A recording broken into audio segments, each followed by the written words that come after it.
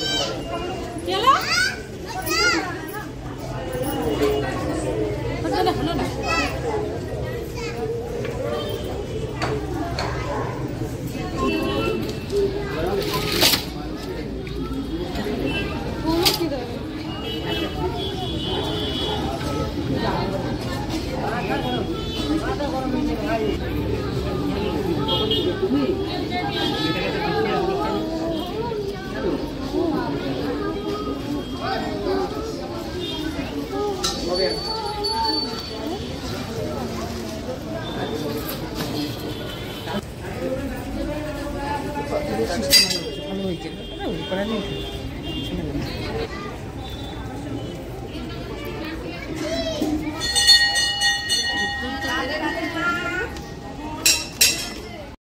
তো এই তো মন্দিরের বাইরেও একটা মন্দির আছে ছোট্ট, ওখানে সবাই পুজো দেয়, তো ভিতরেও দেয় বাইরেও দেয়, শিবলিঙ্গ তো। তারপরে একটা অন্য মন্দিরে চলে আসলাম, আমাদের যে বাড়ির পাশে মাঠটা আছে যেখানে মেলা বসতো, ওখানে একটা মন্দির আছে, যে এখানে রাধাকৃষ্ণ আছে, শিবলিঙ্গ আছে, তারপরে এখানেও সবাই পুজো দিচ্ছে। তো আমরা শিব মন্দিরের বড় মন্দিরটাতে গেলাম, এখানেও দিয়েছি, দর্শন করলাম। আর মা কালী আছে, এই যে মা কালী পুজো হয়, এখানেও পুজো হয়। আর দাদারা এই যে ভোগ বানাচ্ছে, এখানে দুধ জাল দিচ্ছে পায়েসের জন্য।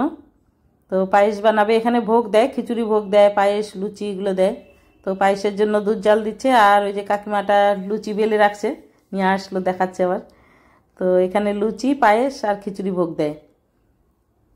তো রাত্রেবেলা দেয় নাকি জানি না, আমরা তো যেতে পারি না, আর উপসে তো খাবো না সেদিন, তো যাওয়া হয় না। তো এই মন্দিরের পাশে মন্দির, আর এই দিদাটা এখানে পুজো দিচ্ছে আবার, গাছের গোড়ায় এখানেও পুজো করে সবাই। যারা ভিড়ে যেতে পছন্দ করে না, বুড়ো মানুষ হয়তো ভিড়ে যেতে পছন্দ করে না, সেই জন্য শান্তিতে এখানে দিচ্ছে, কেউ নেই, বেশ ভালোভাবে শান্তিতে পুজো করছে। এই মন্দিরেও অনেক পুজো হয়। আর সামনে এখানে অনুকূল ঠাকুরের মন্দির, ওই মন্দিরের অপোজিটে রাস্তার পাশেই অনুকূল ঠাকুরের মন্দির, এদেরও প্রোগ্রাম হতেই থাকে এখানে, বেশ বড়সড় মন্দির। তো তারপরে তো মেয়ে আর আমি বাড়ি চলে আসলাম।